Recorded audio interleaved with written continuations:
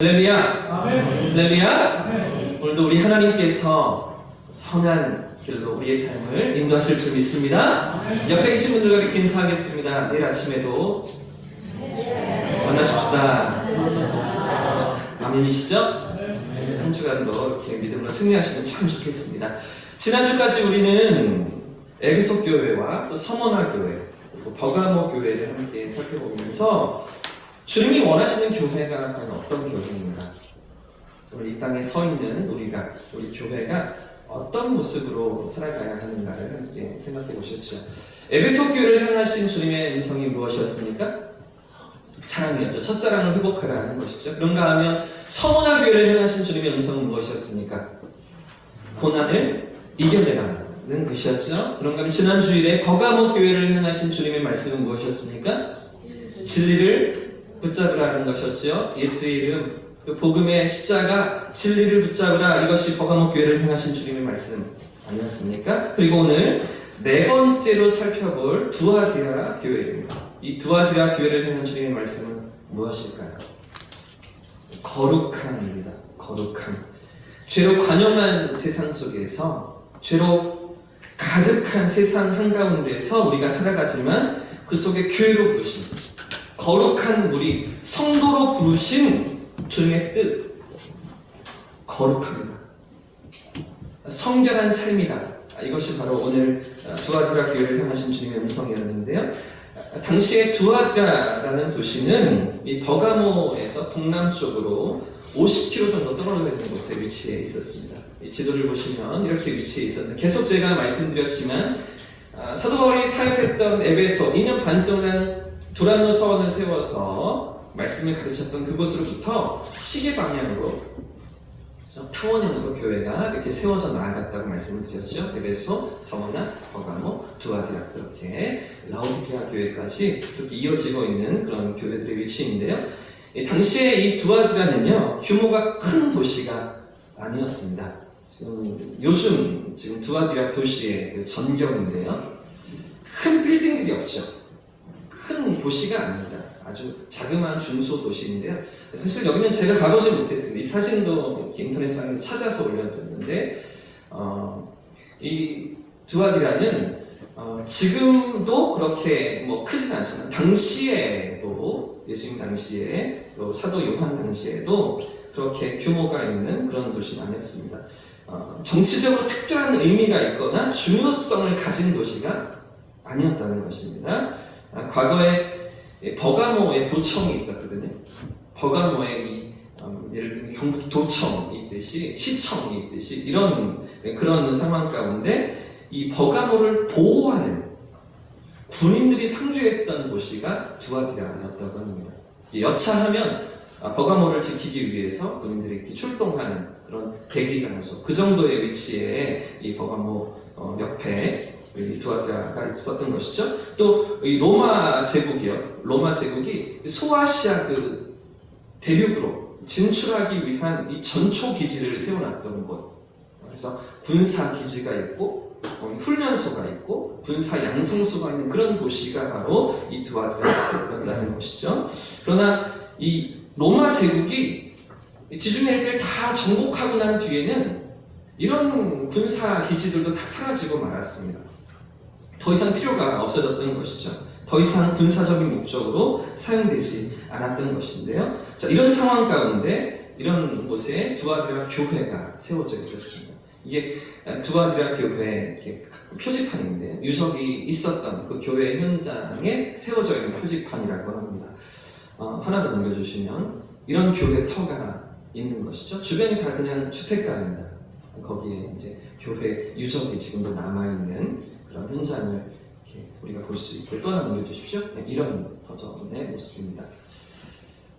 이런 두아디라 교회가 이런 상황 가운데 세워져 있던 거죠. 그런데도 자 보십시오. 그 군사들이 머물렀던, 군사 기지가 이렇게 주둔했던 그런 영향이 여전히 남아 있어서 이제 무기를 만들던 구리세공업이 아주 발달했고요.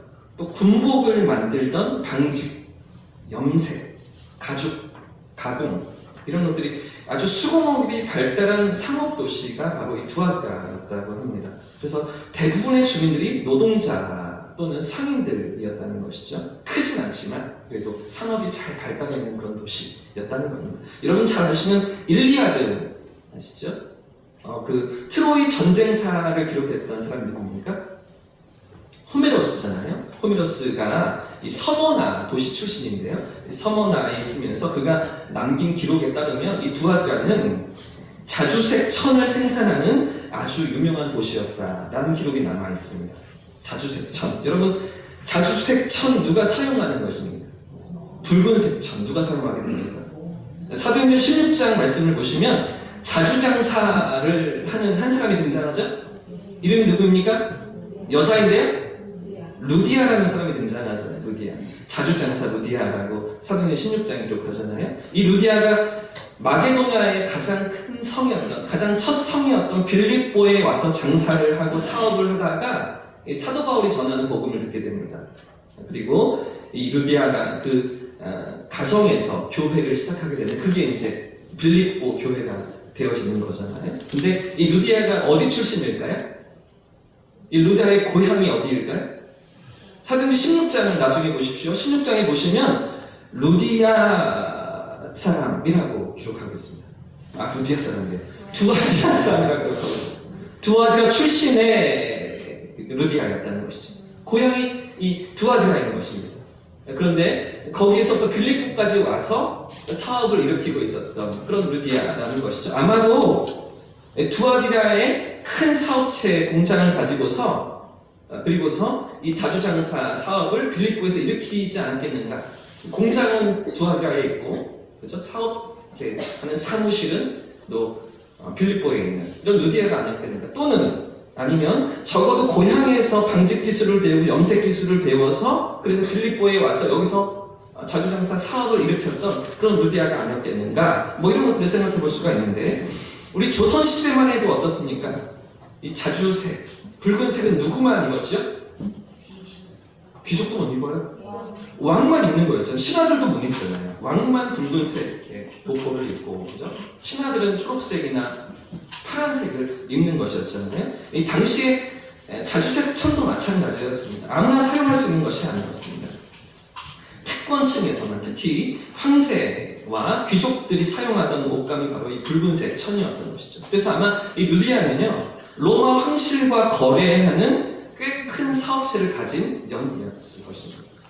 그렇기 때문에 그의 집에서 빌립보 교회가 얼마든지 시작할 수가 있었던 것이고요. 이 교회를 위한 재정적인 뒷받침을 그녀가 충분히 할 수 있었던 것이죠.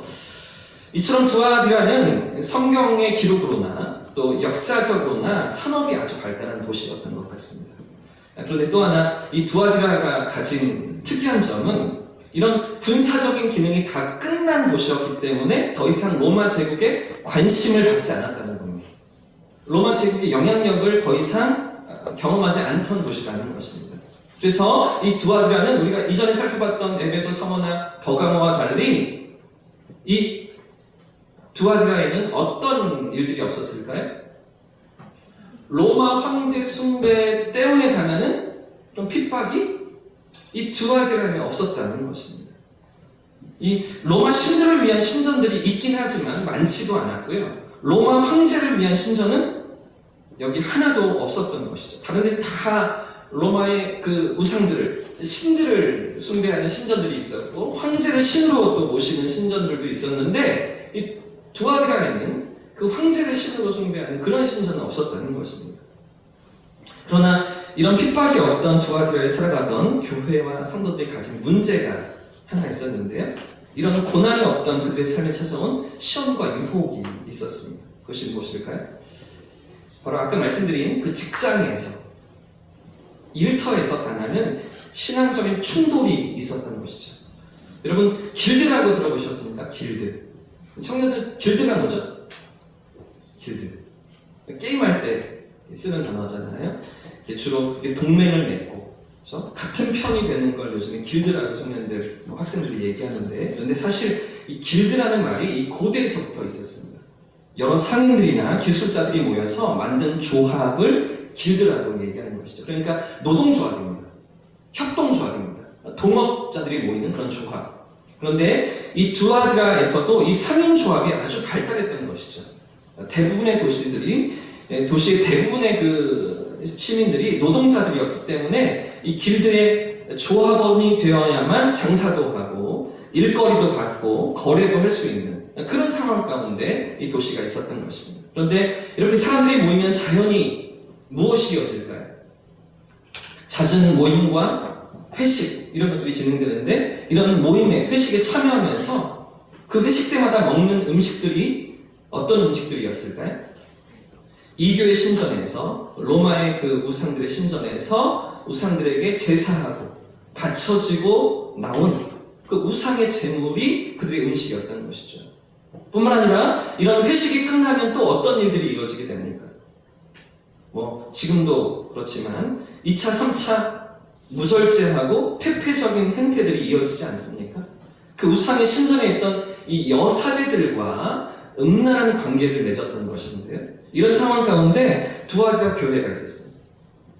이런 환경 속에 교회와 성도들이 있었던 것이죠. 그렇기 때문에 그 속에서 그리스도인으로 살아간다는 것, 믿음을 지키며 살아간다는 것이 그렇게 쉽지만은 않았던 것이죠. 생계를 이어가기 위해서, 가정을 건사하기 위해서 일을 해야 하는 거잖아요. 직장을 다녀야 하지 않겠습니까? 그런데 그 생계 때문에, 그 직장 때문에 신앙이 위협받는 것이죠.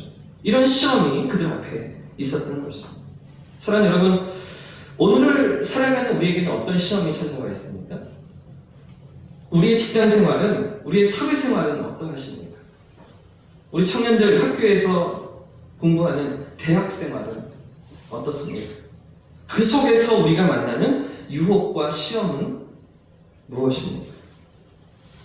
우리 삶 현장에서 우리가 경험하는 성도로서의 어려움은 무엇입니까? 과연 그 가운데서 믿음으로 산다는 것, 하나님의 백성으로 산다는 것이 무엇입니까? 오늘 이 두아드라 교회를 통해 주시는 말씀 속에서 주님의 뜻을 발견할 수 있기를 축복합니다. 우리를 향하신 주님의 음성을 경험할 수 있기를 축복합니다. 이런 환경 속에 있던 교회, 이런 시험과 유혹 앞에 노출되어 있던 성도들에게 우리 주님 뭐라고 말씀하실까요? 어떤 말씀으로 찾아오고 계십니까? 자, 첫 번째 함께 따라해 보겠습니다. 불꽃 같은 눈으로, 한 번 더요. 불꽃 같은 눈으로 감찰하신다. 맞습니다. 불꽃 같은 눈으로 감찰하셨던 주님이시죠. 교회와 성도들의 삶을 이렇게 바라보시고 지켜보시는 주님이셨다는 것입니다. 18절 말씀이 그런 모습을 그려주고 있는데요. 18절 말씀 같이 한번 읽어보겠습니다. 시작. 두아드라 교회의 사자에게 편지하라. 그의 눈이 불꽃 같고 그의 발이 빛난 주석과 같은 하나님의 아들이 이르시되. 여러분, 우리 주님께서 두아드라 교회를 어떻게 찾아오고 계시죠? 불꽃 같은 눈으로 바라보고 계시는 것이죠. 빛난 주석과 같은 발로 다가오시는 것입니다. 그의 눈이 불꽃 같다. 이 말이 의미하는 바가 무엇일까요? 또 그의 발이 빛난 주석 같다. 이런 하나님의 아들이 두아드라 교회를 찾아오시는 게 어떤 의미겠습니까? 우리가 아무리 숨는다 해도 주님의 눈길을 피할 수가 있습니까? 없습니까? 주님의 다스리심 앞에서 누구도 숨을 자가 없는 것이죠. 오늘 18절에 주님의 눈과 그 발을 강조하고 계시는데요. 눈은 주님의 바라보시는 것이죠. 주님의 시선, 주님의 그 시각, 그것을 말하고 있는 것입니다. 그럼 발은 무엇을 나타내는 것일까요? 발. 빛난 주석 같은 발. 이것이 말하는 바가 무엇입니까? 성경에서 발은 대부분 주님의 통치와 다스리심을 의미합니다. 하나님의 권세와 권위를 상징하는 게 발이라는 것이죠. 그래서 하늘과 땅의 모든 권세를 가지시고 그 땅을 밟으신다, 다스리신다, 이렇게 성경이 표현하고 있는 것이죠. 그런데 빛난 주석 같은 발이라고 했잖아요. 빛난 주석 같은 발. 용광로 속에 단련된 그 주석과 같이 당시에 가장 강한 금속이 바로 이 주석이었습니다. 그 가장 강한 금속처럼 강한 힘과 권세로 우리 주님이 찾아오신다는 것이죠. 사랑하는 여러분, 그럼 왜 이런 모습으로 주님이 그들 가운데 찾아오시는 것입니까? 주님의 불꽃 같은 눈앞에서, 주님의 빛난 주석 같은 그 강력한 다스리심 앞에서 피할 인생이 있습니까? 없습니까? 아무도 없는 것이죠. 어디로도 숨을 수가 없다는 것입니다. 여러분, 부주의 맹시라는 말을 들어보셨습니까? 부주의 맹시. 좀 어려운 말이죠. 부주의 맹시. 이 말은 1997년 미국 하버드대 심리학과 교수였던 데니얼 사이먼스 교수가 연구했던 실험에 의해서 알려진 단어입니다. 사람들은 무언가 사물을 보고 있으면서도 사실은 주의를 기울이지 않으면 전혀 보지 못한다는 그런 연구 결과인 것이죠. 그러니까 사람들은 보고 싶은 것만 본다는 것입니다. 모든 것을 다 보는 게 아니고 사실은 다 보는 것 같지만 진짜는 보지 못하고 지나가는 것들이 너무 많다. 이런 말이 부주의맹시라는 단어이죠. 이런 실험이었는데요. 이 시간 여러분들 해보시면 좋을 것 같습니다. 한번 확인해 보십시오. 제가 영상을 하나 보여드릴 건데 여기 흰 옷을 입은 사람이 등장합니다. 그런가 검은 옷을 입은 사람도 등장합니다. 근데 여러분 확인하셔야 될 것은 흰 옷을 입은 사람들이 농구공을 들고 있는데 흰 옷을 입은 사람들이 농구공을 몇 번 패스하는가, 옆에 사람에게 몇 번 넘겨주는가, 이 부분을 확인해 보셔야 되는 겁니다. 아시겠죠? 괜찮으시죠? 영상 한번 보여주십시오. 지금부터 한번 보겠습니다. 숫자를 세시는 겁니다. 흰색 옷 입은 사람들. 한 번, 두 번, 세 번, 네 번, 다섯 번, 이제 세보십시오.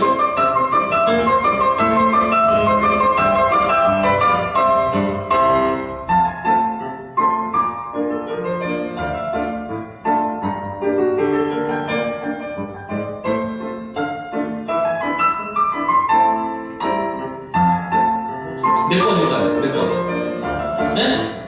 16번. 네, 맞습니다. 정답. 16번. 자, 근데 중요한 건, 여기 끝이 아니에요. 더 있어요? 네. 좀 더 보셔야 됩니다. 고릴라 보셨습니까? 고릴라. 중간에 고릴라가 들어왔다 나갔거든요. 그리고 커튼이 바뀌었습니다. 한번 보십시오. 처음부터. 다른 걸 전체적으로 보십시오. 고릴라가 들어왔었죠? 이게 아까 영상이에요. 커튼색이 바뀌었습니다. 붉은색에서 주황색으로. 네, 투명 고릴라 실험이라는 실험이었습니다. 50%가 넘는 사람들이 고릴라를 못 봤습니다. 실험에 참가한 사람들 중에 절반이 넘는 사람들이 커튼이 바뀌는 걸 전혀 놓치지 못했습니다. 왜? 숫자를 세는 거예요. 농구공에 집중하는 거예요. 내가 보고 있는 거 그것만 바라보고 있는 것이죠. 그 너머의 다른 것들은 보지 못했다는 것입니다. 여러분 사실 우리 인생이 이렇지 않습니까?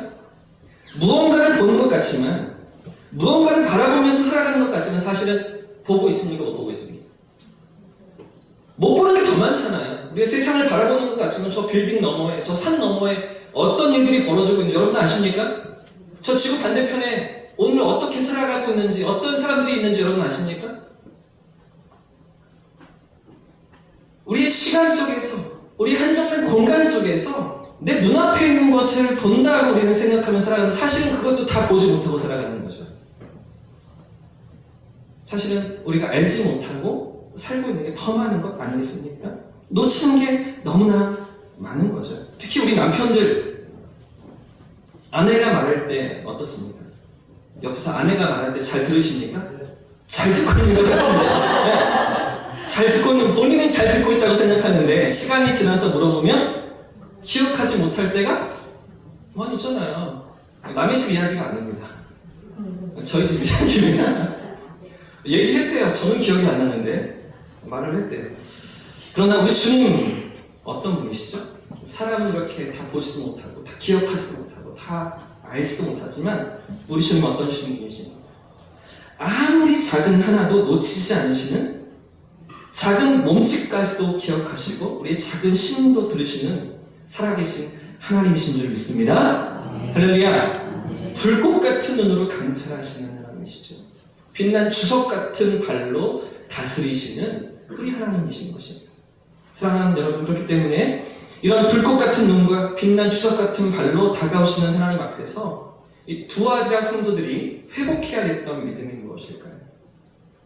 주님께서 이들에게 기대하시고 원하셨던 믿음의 모습이 과연 무엇입니까? 먼저 주님의 따뜻한 칭찬이 있었는데요. 이들의 어떤 모습을 주님이 칭찬하실까요? 19절 말씀을 같이 한번 읽어보겠습니다. 19절 시작. 내가 내 사업과 사랑과 믿음과 섬김과 인내를 아노니 내 나중 행위가 처음 것보다 많도다. 지금 두아드라 교회를 향해서 주님이 어떤 칭찬을 하고 계십니까?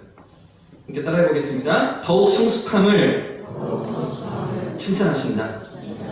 더욱 성숙하고 있는 그 모습을 칭찬하셨다는 것이죠. 그들의 믿음이 처음보다 더욱 성장하고 더 성장해 나아가는 모습을 주님이 격려하시고 인정하셨던 거죠. 여러분 생각해 보십시오. 지금 두아드라 교회가 서 있는 현장이 어떤 곳이라는 말씀드렸습니다. 어떤 환경 가운데 그들이 살아가고 있다고 말씀드렸습니다. 먹고 살기 위해서는 믿음을 지키는 것이 매우 힘들고 어려웠던 환경이었어요. 믿음을 지키려면 어쩌면 생업을 포기하고 직장도 포기하고 온갖 손해와 불이익을 감수해야 되는 그런 삶의 처지에 그들이 있지 않았겠습니까? 그런데도 이런 상황 속에서 그들의 믿음이 어떠했다고 주님이 인정하고 계십니까? 더욱 성장했다는 것이죠. 더 깊어졌다는 것입니다. 그럼 그들의 무엇이 더욱 성장하고 어떤 믿음이 더 깊어졌던 것입니까? 19절 말씀을 다시 보십시오. 교회가 감당해야 할 사역입니다. 사역. 사랑도, 믿음도, 섬김도, 인내도, 이 모든 것이 다 어떻게 되었다고요? 나중보다 처음이 더욱 풍성해졌다. 더욱 탁월해졌다. 이렇게 칭찬하셨던 것이죠. 다시 하나하나 천천히 살펴보십시오. 먼저 주님이 내가 내 사업을 안다 이렇게 하시잖아요. 너의 사업을 안다. 아마도 두아드라 교회는 하나님의 사업을 열심히 감당했던 것 같습니다. 여러분 주님의 일이 무엇입니까? 주님의 일, 하나님의 사업. 전도하는 겁니까? 봉사하는 것 아니겠습니까? 교육하는 일, 섬기는 일, 이런 것들이겠죠. 그런 많은 일들을 이 두아드라 교회가 열심히 감당했다는 것입니다. 뿐만 아니라 이 교회는 사랑도 있었습니다. 성도들끼리 사랑하는 교회였습니다. 뿐만 아니라 어쩌면 믿지 않는 자들에 대해서도 관용하고 사랑을 베푸는 그런 교회였겠지요.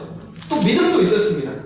이들의 상황이 결코 평탄치 않음에도 불구하고 우상 숭배와 미신이 가득한 그런 도시에 살고 있음에도 불구하고 믿음을 지켜내는 충성스러움이 두아드라 교회 안에 있었던 것이죠. 게다가 섬김도 있었습니다. 또 그들 가운데 인내가 있음도 주님이 칭찬하셨던 것이죠. 자, 그런데 여러분 이것보다 더 중요한 것이 무엇입니까?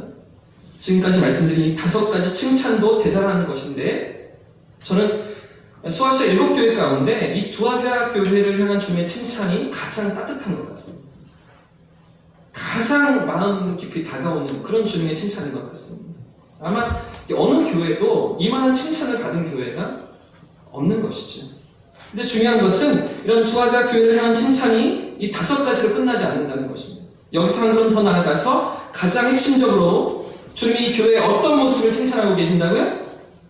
점점 더 나아지는 모습인 것입니다. 할렐루야! 점점 더 성장하는 그들의 믿음을 주님이 칭찬하고 계시는 것이죠. 점점 더 성숙하고 점점 더 깊어지며 시간이 갈수록 더 좋아지는 이 믿음의 모습을 주님이 인정하고 계셨다는 것입니다. 사랑하는 여러분, 우리 교회가 이런 교회 될 수 있기를 주님 이름으로 축복합니다. 시간이 갈수록 더 좋아지는 주님의 마음을 시원케 해드리는 그런 교회로 세워져 나아갈 수 있기를 축복합니다. 점점 더 성장하고 점점 더 성숙하여서 더 깊어짐으로 더욱 주님을 닮아감으로 어제보다 오늘이 더 성장하고 오늘보다 내일이 더 깊어지는, 그래서 지나간 50년의 역사의 그 토대 위에 하나님께서 새롭게 주시는 그 50년을 믿음으로 도전하며 믿음으로 소망하며 하나님의 일하심을 세워나가는 우리 교회 될 수 있기를 주님의 이름으로 축복합니다. 여러분, 그러기 위해서 우리에게 필요한 것이 있습니다. 그런 점점 더 좋은 교회로, 점점 더 성숙하는 교회로 나아가기 위해서 우리에게 필요한 것이 무엇일까요? 우리 교회가 날마다 더 나은 교회, 더 좋은 교회로 세워져 나아가기 위해서 우리에게 필요한 것이 무엇입니까? 교회로 삼으신 우리 개개인의 믿음이 더 성장하는 것이죠. 할렐루야! 그저 교회가 더 나아지고 그저 교회가 더 성장하는 것이 아니라 우리 각자의 우리 개개인의 믿음이 더 성장해 나가야 한다는 것입니다. 아무쪼록 이번 50주년 임직식을 지나면서 불꽃 같은 눈으로 감찰하시는 주님 앞에서 빛난 주석 같은 발로 다스리시고 통치하시는 그 주님 앞에서 우리의 믿음이 더 신실하게 깨어날 수 있기를 우리 주님의 이름으로 축복합니다. 그러기 위해서 내일부터 무엇을 시작해야 될까요? 특세를 시작하셔야겠죠? 새벽 부흥회로 나오셔야겠죠?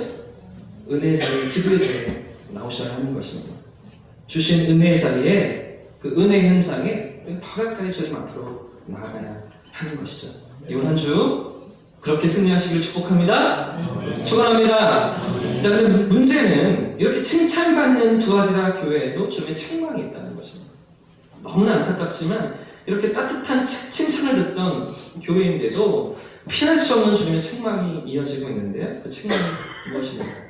자, 20절 말씀을 한번 함께 읽겠습니다. 20절 시작. 그러나 내게 책망할 일이 있노라. 자칭 선지자라 하는 여자 이세벨을 내가 용납하매니 그가 내 종들을 가르쳐 꿰어 행음하게 하고 우상의 제물을. 지금 두아디라 교회가 받고 있는 주님의 책망이 무엇입니까? 한 번 더 따라해 보겠습니다. 신앙의 타협을 책망하신다. 한 번 더. 신앙의 타협을 책망하신다. 바로 이 부분 때문이었습니다. 신앙의 타협. 당시 길드에 가입한 조합원들은 이 사업의 번창을 위해서 매달 정기적으로 자신들이 섬기는 수호신, 로마의 수호신에게 제사를 바쳤는데요. 그런데 그렇게 제사를 드린 이후에 그 제사에 바쳐진 음식을 먹으면서 진탕 취하고 놀았던 것이죠. 자, 이때 그 신전의 여사제들과 음란한 관계를 저질렀던 것입니다. 자, 근데 문제가 무엇이냐면 이런 음행과 난잡한 행위들을 교회 안으로 끌고 들어온 사람들이 있었어요. 교회 성도들 안으로 이런 더러운 일들을 가지고 온 사람들이 있었던 것이죠. 이런 음행이 우리의 신앙과 아무런 상관이 없다라고 주장하면서 이미 구원을 받았으니, 이미 구원을 약속받았으니 이런 행위가 구원과는 상관이 전혀 없다라고 말하는 그런 사람들이 성도들을 유혹하고 넘어뜨렸던 것입니다. 지금 20절에 등장하는 이세벨이라는 여인이 실명인지 아니면 구약에 등장하는 아합의 아내, 아합 왕의 아내였던 이세벨을 비유로 말하고 있는 것인지 정확히는 알 수가 없습니다. 그러나 주님의 책망이 지금 무엇입니까? 이런 음란함이 교회 안에 들어오도록 허용했다는 것이죠. 들어온 사람들이 가지고 들여온 사람이 있는가 하면 그것을 허용하는 성도들도 있었다는 것입니다. 이런 음행을 용납하면서 교회의 거룩함을 훼손시키고 있었다는 것이죠. 여러분 생각해 보십시오. 조금 전까지 두아디라 교회가 어떤 칭찬을 받고 있었습니까? 주님이 어떤 따뜻한 칭찬을 그들에게 하고 계셨습니까? 그들이 삶의 현장에서부터 부딪혀야 됐던 희생과 불이익, 그 손해, 그 억울함, 얼마나 큰 위협이었고 시험이었습니까? 그런데도 불구하고 그 모든 고난 가운데서 주님을 위한 사역이 있고 사랑이 있고 믿음과 섬김과 인내가 있는 그런 두아디라 교회 아니었습니까? 심지어는 이런 모습이 날이 갈수록 더해가는 그런 교회였는데도 불구하고, 그런데도 왜 이런 이세벨의 행위를 용납했던 것입니까? 왜 이런 음란함과 부도덕함을 허용했던 것입니까? 어쩌면 자신들은 열심히 믿음으로 살면서도, 열심히 믿음을 지키면서도 그 주변에서 일어나는 일들을 무관심하게 바라봤는지도 모르겠습니다. 무감각하게 그렇게 흘려넘겼는지도 모르겠습니다. 또 어쩌면 그 이세벨이라는 여자가 주장하는 가르침을 받아들이면서 이 정도는 괜찮겠지, 이미 구원을 받았고 이미 하나님의 백성이 되었으니 이 정도의 양보는 괜찮지 않겠는가 생각하면서 그 거짓된 가르침을 너무나 쉽게 수용하고 받아들였는지도 모르겠습니다. 하지만 이런 교회를 향해서 우리 주님 뭐라고 말씀하십니까? 이런 그들을 향해서 어떻게 찾아오고 계십니까? 자, 21절부터 23절까지의 말씀입니다. 같이 읽어보겠습니다. 시작. 또 내가 그에게 회개할 기회를 주었으되 자기 음행을 회개하고자 하지 아니하노도다. 볼지어다 내가 그를 침상에 던질 터이요 또 그와 더불어 간용하는 자들도 만일 그의 행위를 회개하지 아니하면 큰 환난 가운데 던지고 또 내가 사망으로 그의 자녀를 죽이리니 모든 교회가 나는 사람의 뜻과 마음을 살피는 자인 줄 알지라. 내가 너희 각 사람의 행위대로 갚아주리라. 이런 음란함과 더러움이 파고들고 있던, 침투에 들어오고 있던 두아디라 교회를 향한 주님의 음성이 무엇입니까? 그 행위를 회개하라는 것입니다.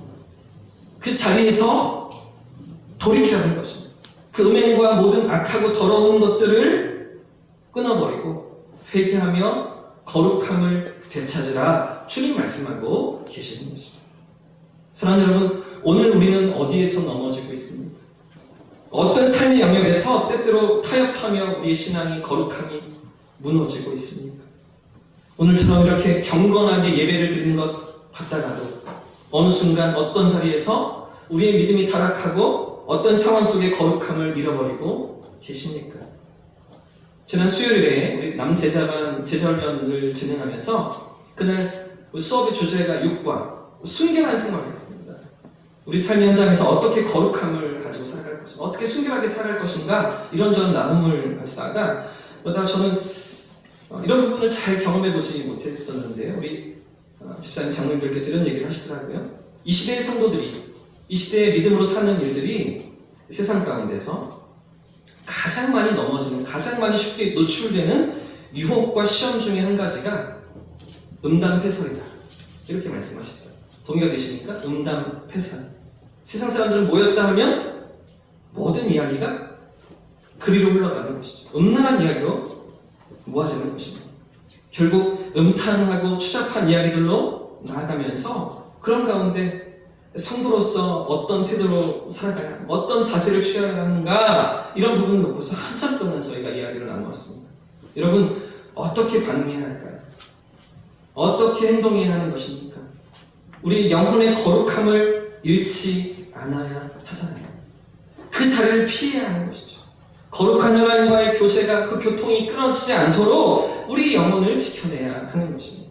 저도 마찬가지예요. SNS, 페이스북 같은 것들을 보다 보면 수없이 올라오는 음란한 영상들을 보게 되지 않습니까? 그럴 때마다 어떻게 해야 될까요? 우리 영혼을 갉아먹는 영상들이 올라올 때 여러분 어떻게 하십니까? 보고 즐거워하십니까? 좋아요를 누르십니까? 이런 세상에서 어떻게 우리가 거룩함을 지키며 살아갈 수가 있겠습니까?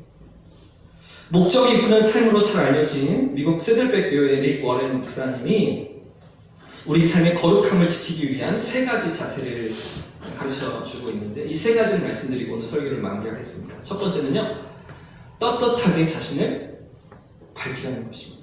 떳떳하게 자신을 밝히라. 어디서? 세상 가운데에서. 세상 사람들과의 그 관계 속에서 떳떳하게 내가 누구인지를, 내 신분을 밝히라는 것입니다. 그리스도인으로서 더 이상 숨어 지내지 말라는 것이죠.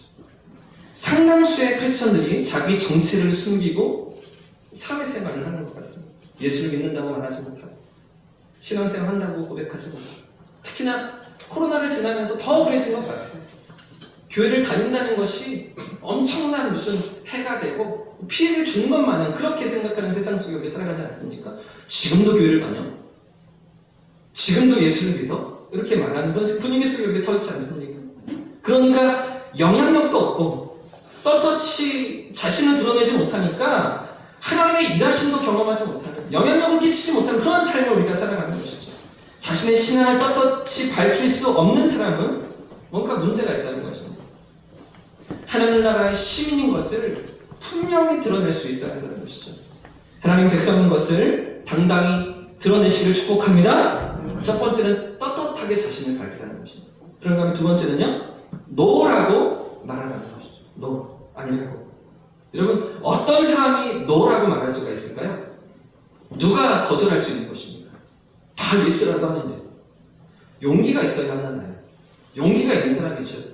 그런가 하면 실력도 있는 사람입니다. 아무나 그렇게 할 수 있는 게 아닙니다.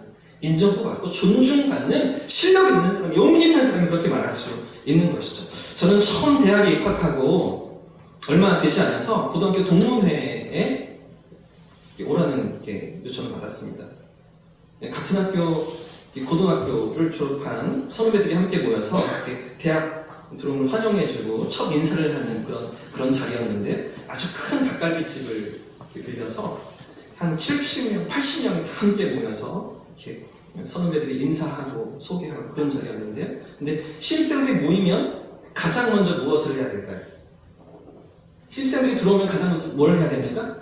신고식을 해야 되잖아요, 신고식. 그런데 저희 그 고등학교 졸업한 동문회 그 신고식이 매년 신입생들을 받으면서 이런 신고식을 했다는 거예요. 큰 냉면 그릇이 있잖아요, 냉면 그릇. 사발에 소주 2병을 부어서 가득 채워서 한 번에 원샷으로 마시는 이런 신고식을 했다는 거죠. 신입생들을 이렇게 한쪽 테이블 다 앉혀놓고선 한 명 일으켜서 이렇게 부어주고 마시고, 그럼 또 앉고, 옆에 사람 일으켜서 또 부어주고 마시고 앉고, 이런 일들을 하는 신고식 그런 학교였습니다. 그런데 제가 그 자리에 갔을까요, 안 갔을까요? 갔을까요, 안 갔을까요? 안 갔으면 말을 못하죠. 제가 갔습니다. 근데 이런 신고식이 있다는 걸 알았을까요, 몰랐을까요? 이게 중요하죠. 알았습니다. 알고서 왔습니다. 이런 신고식 한다는 걸 알고 있었는데요. 이미 소문이 다 퍼져서 친구들이 한 병밖에 못 마시는데 나는 주량이 한 병인데 되겠나 막 하면서 걱정하면서 있는 거예요. 너는 좀 얼마나 마시냐? 안 마시는데? 근데 이제 가야 되겠는 거죠. 이 가야 되나 말아야 되나 한참을 고민하다가 그래도 이제 시작하는 대학 생활인데 친구도 사귀어야 하고 뭐 선배들도 뭐 알아가야 하고 근데 뭐 친구도 못 사귀고 뭐 이렇게 위축돼서 제가 다니고 싶지가 않았던 거예요. 그래가지고 가겠다.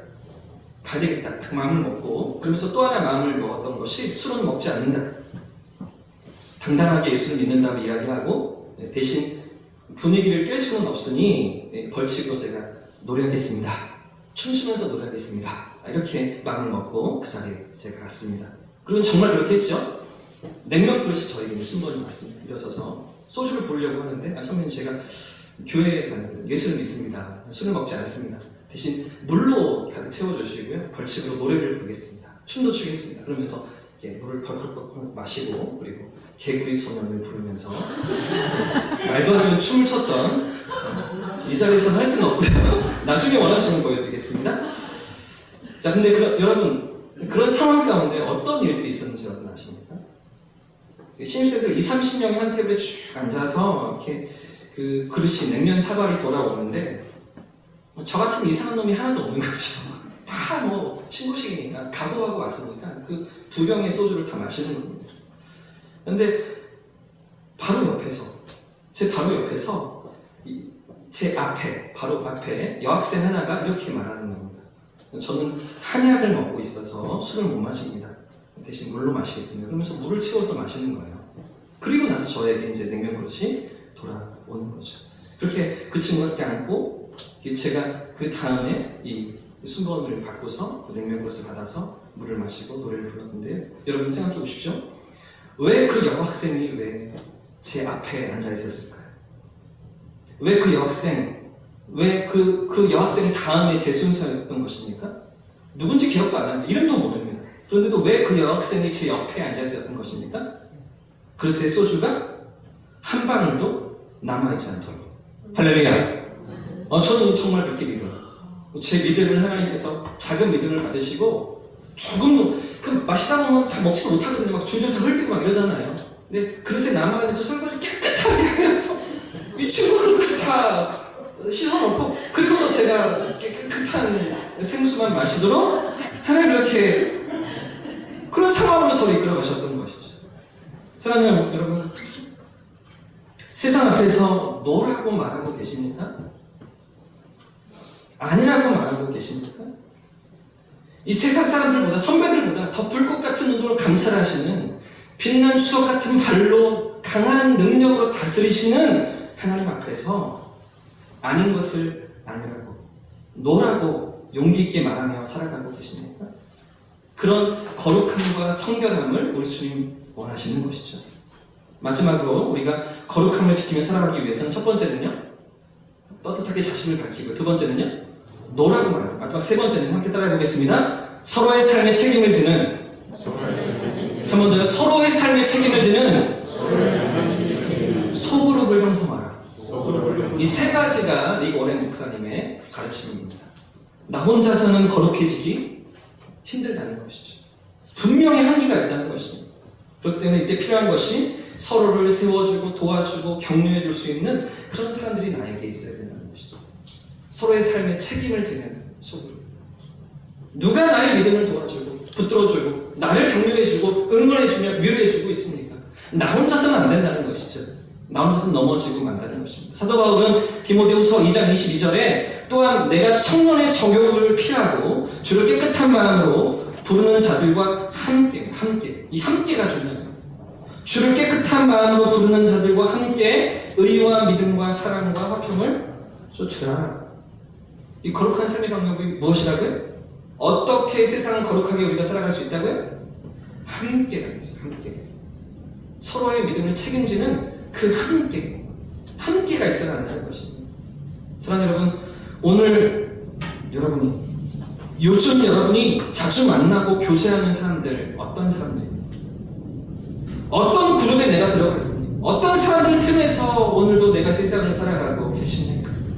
혹시 아까 말씀드린 음담패설이 가득한 그런 사람들 아니십니까? 혹시 나의 믿음을 떨어뜨리고 나의 거룩함을 망가뜨리는 그런 사람들은 아닌 것입니까? 혹시 그렇다면 이제 그 자리를 벗어날 수 있기를 축복합니다. 끊어낼 수 있기를 축복합니다. 불꽃 같은 눈으로 바라보시는 하나님 앞에서 우리 마음을 지키고 우리의 생각을 지키며 눈을 지키고 손을 지키고 발걸음을 지키면서 주님이 원하시는 기뻐하시는 거룩한 삶의 자리로 나아가는 저와 우리 성도님들 되시기를 축복합니다. 세상과 타협하지 않으면서 거룩함을 쫓아 살아가는, 그래서 성도로 부르시고 교회로 삼아주신 이 거룩한 삶을 굳게 지켜나가는 믿음이 저와 우리 모두에게 있기를 주님의 이름으로 축복합니다.